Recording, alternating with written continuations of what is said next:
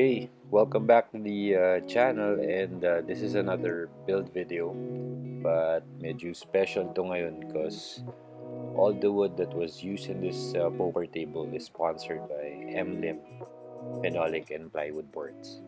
So, pinropose ko tong project na to sa MLIM and they gladly sent out their 3/4 marine plywood.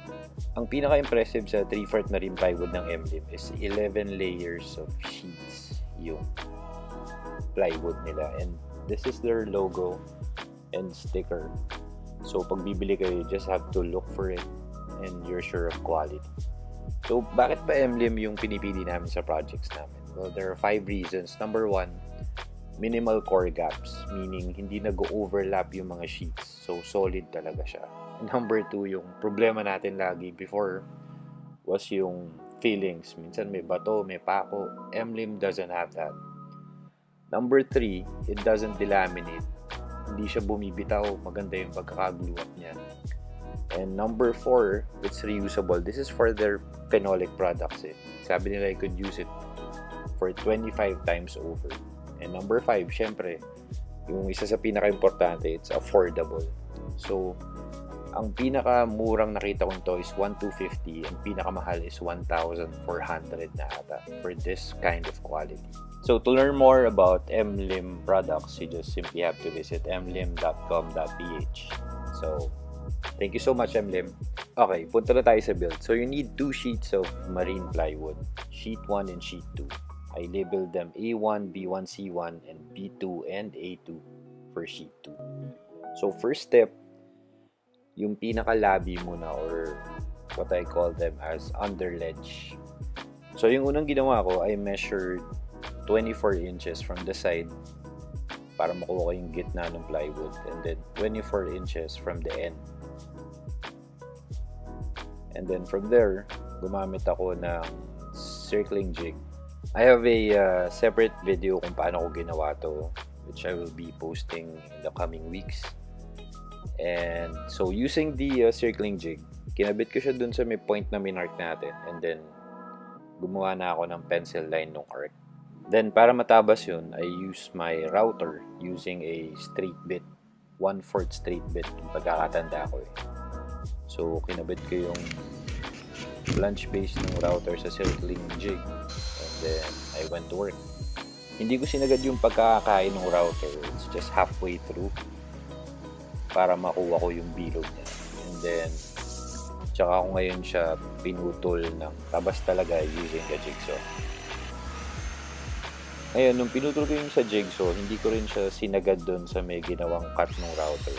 Nagtira ko doon sa ilalim, and then I used my pattern bit naman para malinis yung pinaka-arc. So I'd like to highlight this moment kasi kita nyo naman yung cut ko, di ba? Pa-arc siya. Pero there are no gaps, no fills. And multiple layers talaga yung MLIM. Galing. Alright, going back to the build. So, ginawa ko yun sa may unang side, and then this is the other side. Same process lang din. Ginigso ko muna, and then ni-router ko ng pattern bit. So, this is the first side, and then ginawa ko rin siya dun sa may kabila. And this is how it looks. Malinis na malinis yung pagka-arc.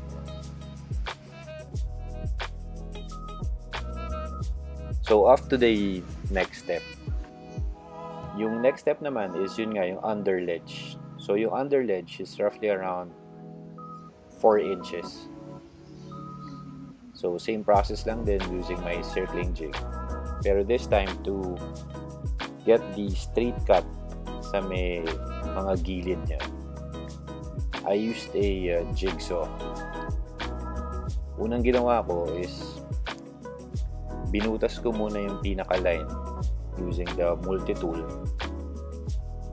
and then I made sure na kasya yung blade ng jigsaw para pag ginamit ko na tong track, malinis tsaka makitid lang yung putol ng blade.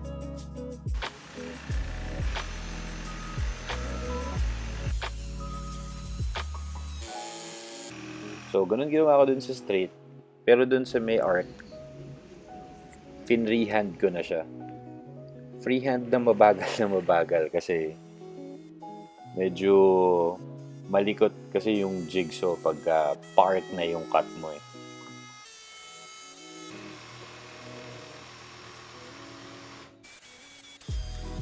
So, I did it on both sides.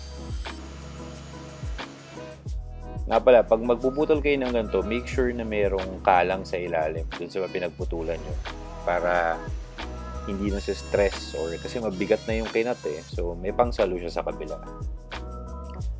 So, that's the underledge. Next up is the racetrack or yan yung pinaglalagyan niya ng mga chips tsaka ng pera, mga beer, mga ganyan. So, ganun lang din yung process no? Using the circling jig, I made the pencil mark, yung arc, and then yung straight line din. Tsaka ko ngayon binutasan para dun sa med jigsaw. But this time, using a very small drill bit. Sinigurado ko lang nakasya yung blade ng jigsaw. And then, same process din, katulad nung kanina. So, pag natapos na to, you now have two parts of the sheet. You now have the racetrack and then you have the playing area. O yun na yung lalagyan ng tapete. This part.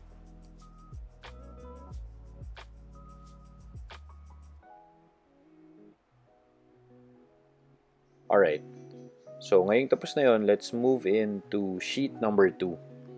So, sa sheet number 2, same process lang din. I-arc mo yung mga kanto and then the first part is the armrest. Pero this time, para makuha mo yung line na yun, you're gonna use the first piece na ginawa natin, which is the underledge. Kukunin mo siyang pattern para eksaktong-eksakto yung laki ng oblong natin.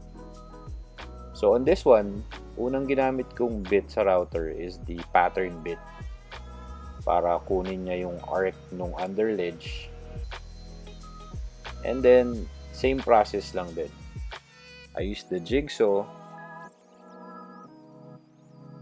Tapos nun, ginamit ko ulit yung pattern bit para malinis yung arc na yun. So, yung kanina ko pang ginagawang process na ganyan, yung may pattern bit, that's the perfect way pagkagagawa kayo ng mga projects na multiple quantities pero iisa yung itsura. Get a pattern and then use this process. Alright. So, nung natapos na natin yung arc na yun, ang next cut natin is yung mismong armrest na. So, this is, I think, 5 inches from the edge. And then, ganun process ulit. Pero for the straight line, I use my track saw para maging mas mabilis yung proseso. So, tinula ko lang siya magkabilang side using the track saw. And then, same process ulit para dun sa may arc. So, now you have the armrest. Ngayon, ito na yung part na magpapatong-patong or i-join na natin yung iba't ibang pieces. So, yung first step is yung underledge tsaka yung armrest. Sila muna yung pagsasamahin natin. Highlight ulit to sa how unbelievably strong yung MLIM. So, kung mapapansin nyo, yung manipis na underledge na bubuhatin ko, payat na payat yan, pero nag-bend siya, pero hindi siya nabali. So, that's another feature of MLIM. So, ayan na nga, pinagsama na natin yung underledge tsaka armrest. So, ginamitan ko ng glue. And then, ninailer ko muna para hindi siya gumalaw. Tsaka ako nilagyan ng screws. Unang-unang process is countersink. And then, the screws. So, ginawa ko siya sa buong paligid ng underledge. Nakataob nga pala to. Ang tamang way nito pag ginamit natin is nasa ilalim yung underledge, which is gagawin na natin ngayon. Kasi pagsasamahin na natin yung ginawa natin, and then the racetrack. So yung racetrack muna, and then papatong natin yung armrest na may underledge. Yun yung maglalak dun sa may racetrack.